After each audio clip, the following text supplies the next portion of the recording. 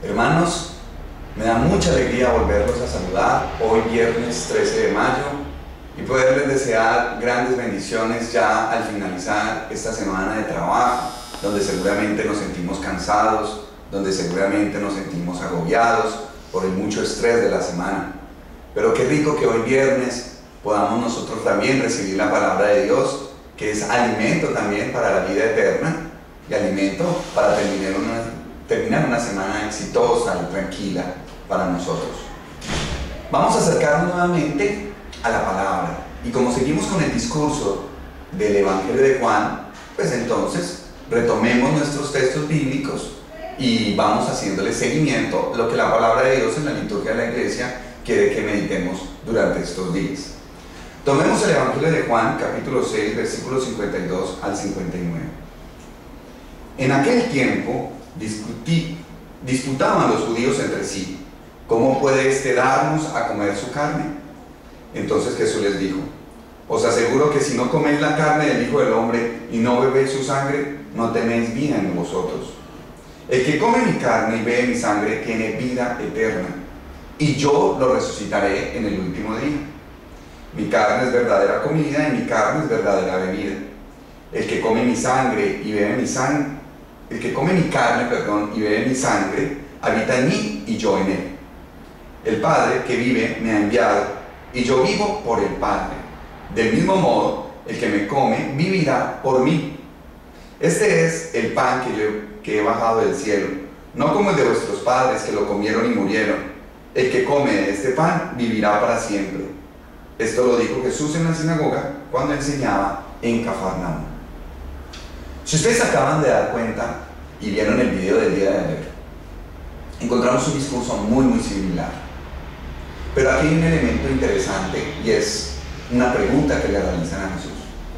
Pero ¿cómo puedes tú darnos a comer tu carne y a beber tu sangre?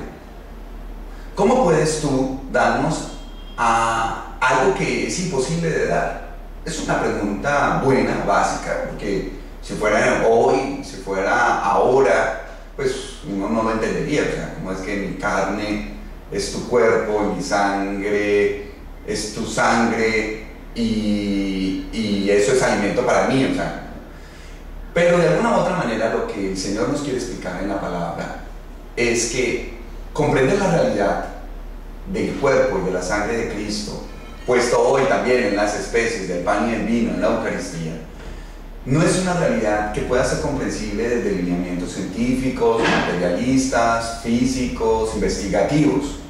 Ellos pueden hacer algunos acercamientos a estudiar la simbología propia de lo que significa un culto o un rito, pero consumir al mismo Jesús en las especies del pan y el vino precisamente es un acto de fe de aquel que cree en él. Y esto lo aclaro y lo quiero decir porque es que hay personas que dudan, hay personas inclusive católicas, creyentes, que no creen que Jesucristo está en las especies eucarísticas.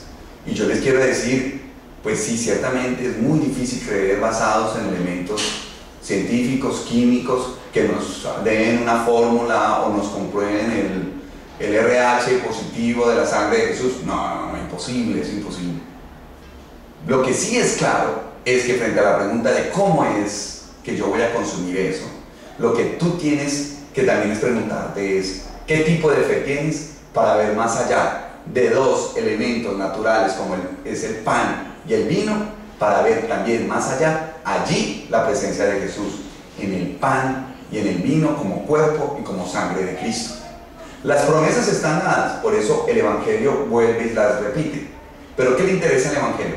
Que nosotros comprendamos el trasfondo, el fondo profundo de lo que es la realidad del cuerpo y la sangre de Cristo como especies que yo observo, pero que al final de cuentas, después de la oración que hace el Padre, el sacerdote, sobre las especies del pan y el vino, son transformadas por fe, no por mi fe. Yo no soy el que hago la transformación, sino porque yo creo en Dios y creo que Él puede transformar esto que le presentamos, estos dones vivos, estas ofrendas vivas. Él las puede convertir ahora en cuerpo y sangre de Cristo para nuestro consumo y para nuestro alimento espiritual.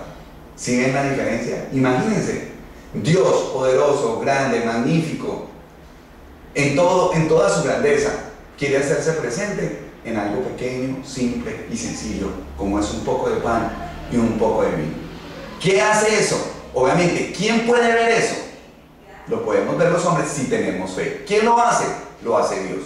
No por nuestra fe, porque Él quiso.